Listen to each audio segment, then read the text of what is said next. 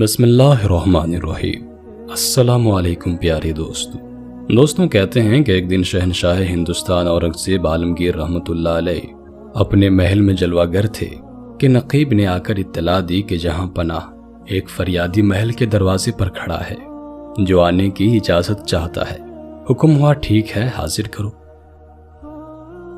کچھ ہی دیر بعد ایک ادھیڑ عمر کا آدمی دربار میں حاضر ہوا۔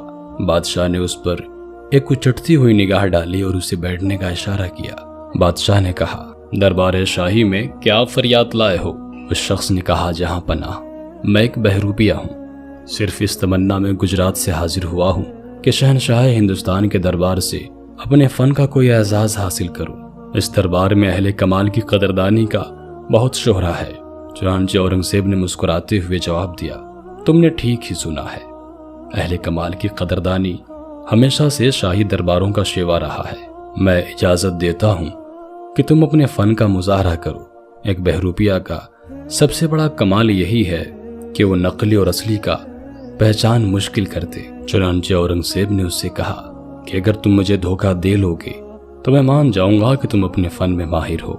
شہنشاہ کا یہ جواب سن کر خوشی خوشی بہروپیہ دربار سے رخصت ہوا اور اپنی قیام گاہ پر پہنچ کر کئی دنوں تک یہی سوچتا رہا کہ کون سا روپ اختیار کیا جائے کہ بادشاہ کو بھرپور دھوکہ دیا جا سکے۔ ایک مہم سے واپس ہوتے ہوئے شہنشاہ راستے میں بیمار پڑ گئے۔ دہلی کی راجدھانی میں ہلچل مچ گئی۔ ہر طرف عبادت خانوں اور درسگاہوں میں دعائیں صحت مانگی جانے لگی۔ شاہی بیگمات نے نفلی روزوں کی منت مان لی۔ گلی گلی میں محتاجوں اور مسکینوں کو خیرات لوٹائی گئی۔ علاج کے لیے ملک کے کونے کونے سے ماہر طبیبوں کا تانتا بندھ گیا۔ چند ہی دنوں میں شہنشاہ صحت مند ہونے لگے۔ بادشاہ کے صحیح ہو جانے کی خوشی میں ساری راجدھانی شادیانوں میں ڈوب گئی۔ بیماری سے صحت یاب ہونے کے بعد آج پہلی مرتبہ شہنشاہ دربار میں تشریف لانے والے تھے۔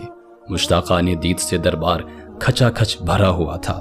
آنکھیں پھاڑے ہوئے ہر شخص بادشاہ کی آمد کا منتظر تھا۔ اسی بیچ میں ایک دربار نے آ کر خبر دی کہ جہاں پناہ آپ کی بیماری کی خبر ایران تک پہنچ گئی ہے۔ علاج کے لیے شاہ ایران نے اپنا خصوصی طبیب دربار عالی میں حاضر کیا ہے۔ دستار و با میں ایک بوڑھا شخص نمودار ہوا۔ اس کے پیچھے غلام کی ایک لمبی قطار تھی جن کے سروں پر دواؤں کے چھوٹے بڑے صندوق رکھے ہوئے تھے۔ سارا دربار شاہ ایران کے جذبہ ہمدردی کی ستائش سے گونج اٹھا۔ شہنشاہ تھوڑی دیر تک نظر جمائے ہوئے آنے والے کو دیکھتے رہے۔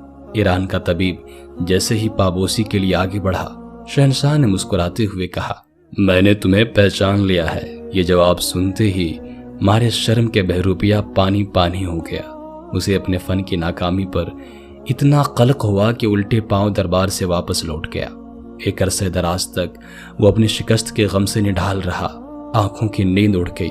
پھر آہستہ آہستہ اس نے اپنے ٹوٹے ہوئے حوصلوں کو جوڑ کر کھڑا کیا۔ آج رمضان المبارک کی 29 تاریخ تھی۔ سورج ڈوبنے کے چند ہی لمحے بعد شور اٹھ گیا کہ عید کا چاند نظر آ گیا ہے۔ چنانچہ توپیں داغی گئیں اور سارا شہر خوشی اور نسات کی بارشوں میں نہانے لگا۔ ہر طرف عید کی چہل پہل شروع ہو گئی۔ بادشاہ کا اعلان تھا کہ عید کے دن شاہراہوں پر بھوکا، ننگا اور کوئی بھی مفلوک الحال نظر نہ آئے۔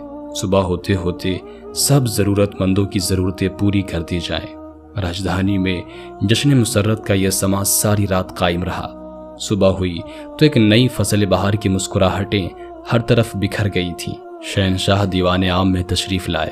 باری باری ایک ایک کر کے سب نے شہنشاہ کے آگے اپنی نظر پیش کی۔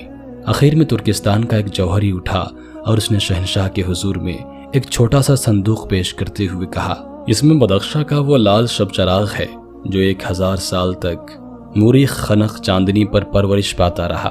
تب جا کر آج اسے پائیگاہ عالی تک پہنچنے کا اعزاز حاصل ہوا ہے۔ اس وقت پوری دنیا میں ایسا نگینہ کہیں موجود نہیں۔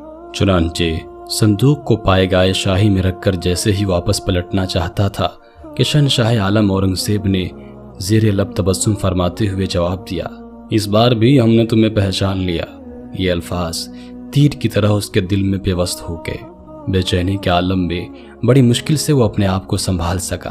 इस बार की चोट इतनी गहरी थी कि बहुत दिनों तक उसके दिल का जख्म रिश्ता रहा, लेकिन हजार हार और रेख्त के बावजूद भी उसने अपना हौसला टूटने नहीं दिया।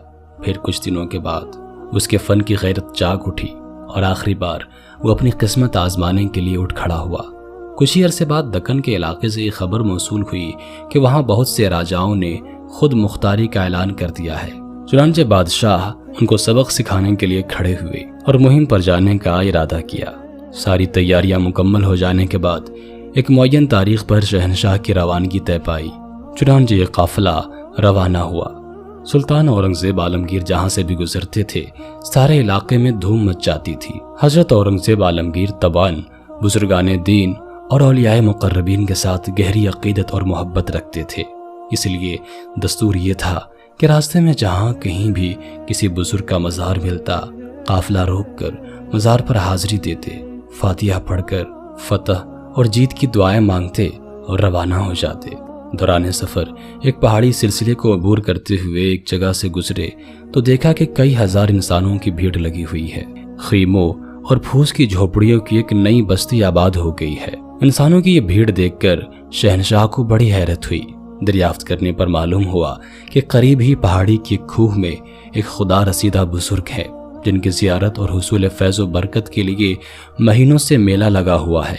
सैकड़ों बुजुर्गाने दीन यहाँ से फैज़याब होकर वापस लौटते हैं। लोगों ने बताया कि उनकी बहुत बड़ी शान है। न वो खाते हैं, न पीते हैं और न किसी से बात करते हैं। सदा आंखें बंद किए हुए याद इलाही में महव रहते हैं। उनके करीब पहुंचकर दिल की हालत ही बदल जाती है। उनके पुरनूर चेहरे पर नजर डालने की ताब बड़ी मुश्किल से किसी के अंदर पैदा होती है। ये बातें सुनकर औरंगजेब आलमगीर के दिल में भी उनकी जियारत का शौक पैदा हो गया। अमीर लश्कर को हुक्म दिया कि यहाँ पड़ाव डाल दिया जाए। दम के दम में पहाड़ का तवीलो अरीज दामन एक शहर में तब्दील हो गया। शाम हो चुकी थी, इसलिए तय पाया कि सुबह के उजाले में दरवेश की जियारत के लिए शहनशाह तशरीफ ले जाएंगे। सुबह होते ही पहाड़ की खूह तक सारी गुजरगाह को सिपाहियों ने हमवार कर दिया।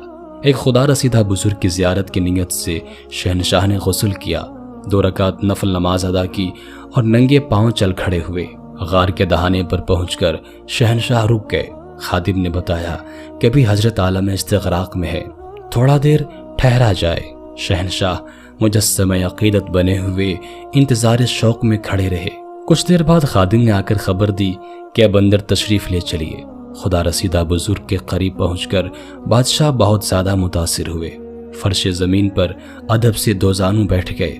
देर तक उनके रूहानी फयूज़ व बरक़ात के उम्मीदवार बनकर खामोश बैठे रहे।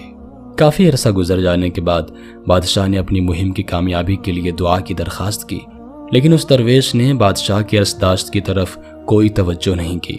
वह बदस्तूर अपने आलम महवियत में डूबा हुआ था।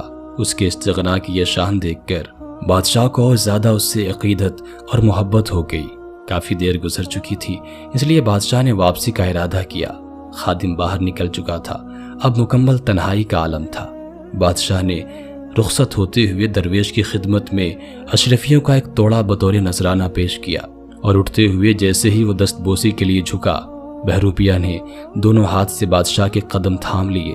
बस बहुत हो गया जहांपना, मेरे फन का यह आखिरी स्टेज था। मैं दरवेश नहीं हूँ, मैं वही बहरूपिया हूँ जिसे आपने शिकस्त दी थी। इतनी बड़ी गुस्ताखी मुझसे सरजद नहीं हो सकती कि आप मेरे हाथ को चूमे।